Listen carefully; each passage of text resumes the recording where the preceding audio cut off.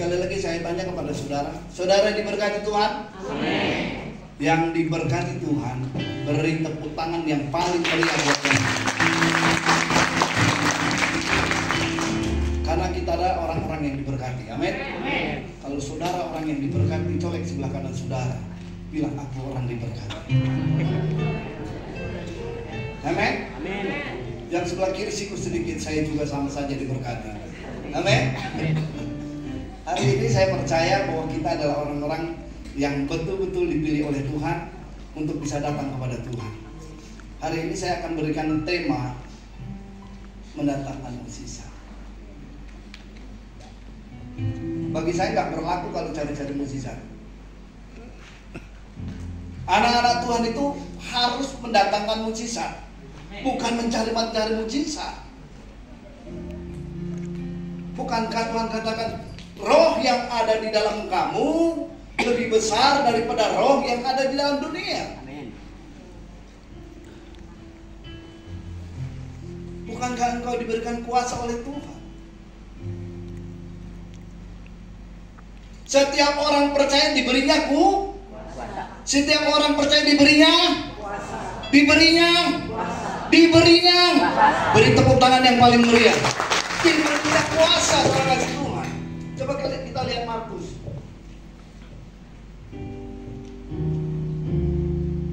Markus 16.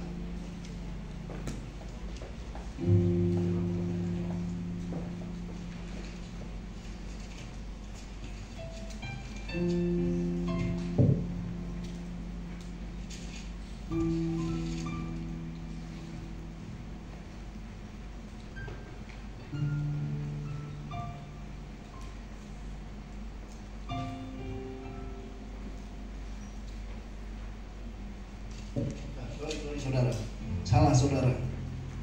Tadi saya katakan tadi di itu Kisah Para Rasul 8, Kisah Rasul 1 ayat 8.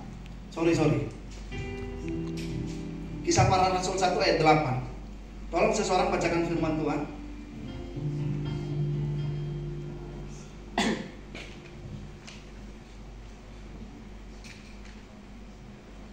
Inilah firman Tuhan, Kisah Para Rasul 1 ayat 8. Tetapi kamu akan menerima kuasa kalau Roh Kudus turun ke atas kamu. Kamu akan menerima kuasa, kata Tuhan, kalau Roh Kudus turun ke atas. Artinya kita sudah menerima Roh Kudus. Artinya kita menerima kuasa untuk mendatangkan mukjizat. Amin. Amin. Itu firman Tuhan. Terus, Dan kamu akan menjadi saksiku di Yerusalem dan di seluruh Yudea dan Samaria dan sampai ke ujung bumi. sudahkah engkau menjadi saksinya Tuhan? Amin. Sudahkah engkau bersaksi bahwa engkau disembuhkan dari penyakit, bahwa engkau diberkati Tuhan, Amin. bahwa engkau dituntun di dalam kebenaran? Sudahkah engkau bersaksi kepada orang lain? Ini firman Allah, engkau disuruh bersaksi. Bagaimana engkau mendatangkan mukjizat? Engkau sendiri tak pernah bersaksi. Bagaimana orang tahu kalau engkau sembuh dari penyakit oleh karena Yesus? Kesaksian penting. Kesaksian itu sangat penting, saudara kasih Tuhan. Ceritakan betapa indahnya engkau di dalam Tuhan.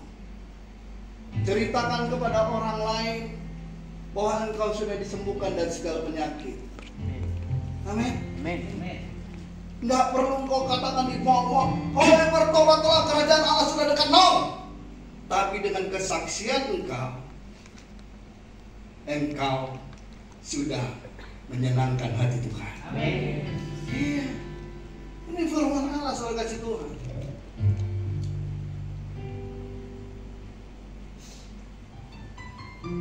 Coba Yohanes 1 ayat 12.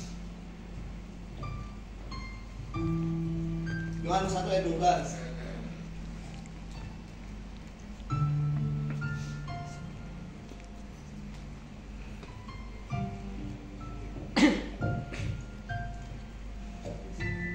Coba.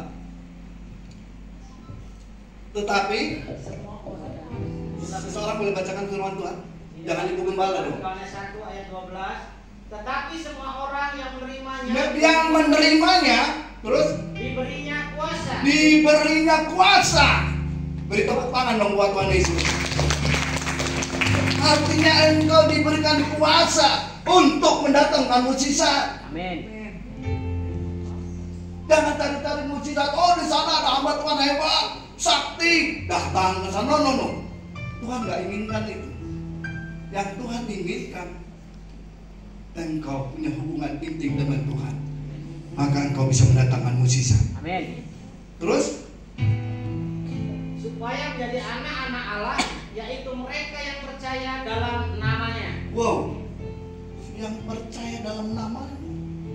Kalau engkau percaya dalam nama Yesus, saya percaya engkau bisa mendatangkan mukjizat. Amin.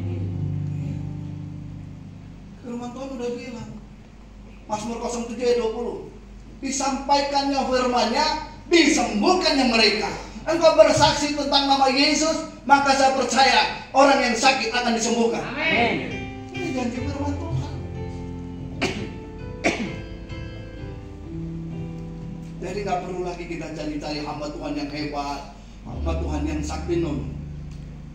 Terkutuklah orang yang mengandalkan manusia.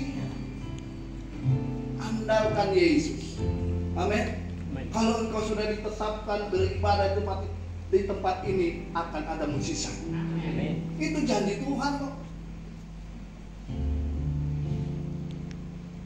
Tapi pokok persoalannya, bisa nggak kita mendatangkan mukjizat? Bagaimana caranya kita mendatangkan mukjizat?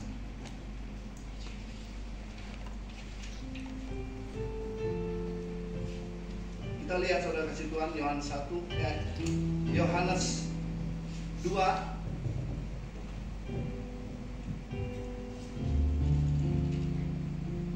ayat 1 sampai 11. Ini pertama kali Yesus mengadakan mukjizat. Air menjadi garam. Ini saya katakan 4 kunci mendatangkan mukjizat. Ada 4 caranya mendatangkan mukjizat. Kita lihat. Yang pertama, tolong membacakan bacakan dulu 1 sampai 11. Nanti kita akan kupas firman Tuhan. Bagaimana cara mendatangkan mukjizat? Boleh? Yohanes 2 ayat 1 sampai 11, inilah firman Tuhan. Perkawinan di Kana.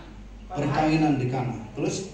Pada hari ketiga ada perkawinan di Kana yang di Galilea, dan ibu Yesus ada di situ. Yesus dan murid-muridnya diundang juga ke perkawinan itu. Ketika mereka kekurangan anggur, ibu Yesus berkata kepadanya, mereka kehabisan anggur. Kata Yesus kepadanya, mau apakah engkau daripadaku, ibu?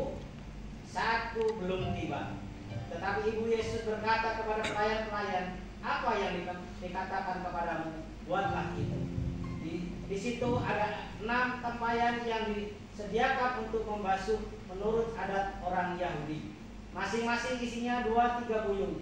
Yesus berkata kepada pelayan-pelayan itu, isilah tempayan-tempayan itu penuh dengan air. Dan mereka pun mengisinya sampai penuh.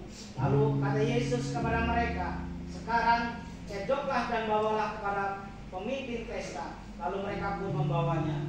Setelah pemimpin pesta itu mengecap air yang telah menjadi anggur itu, dan ia tidak tahu dari mana datangnya. Tetapi pelayan-pelayan yang mencedok air itu mengetahuinya. Ia memanggil mempelai laki-laki dan berkata kepadanya, setiap orang menghidangkan anggur yang baik dahulu, dan sesudah orang puas minum, barulah yang kurang baik akan tetapi engkau menyimpan anggur yang baik sampai sekarang. Hal itu dibuat Yesus di Kana yang di Galilea sebagai yang pertama dari tanda-tandanya, dan dengan itu ia telah menyatakan kemuliaannya dan murid-muridnya percaya kepadanya. Amin. Saudara kasih Tuhan, ini pertama kali Yesus mengadakan mukjizat. Air menjadi anggur. Kunci yang pertama, saudara kasih Tuhan. Tolong bacakan lagi ayat yang kedua. Ayat yang kedua ini.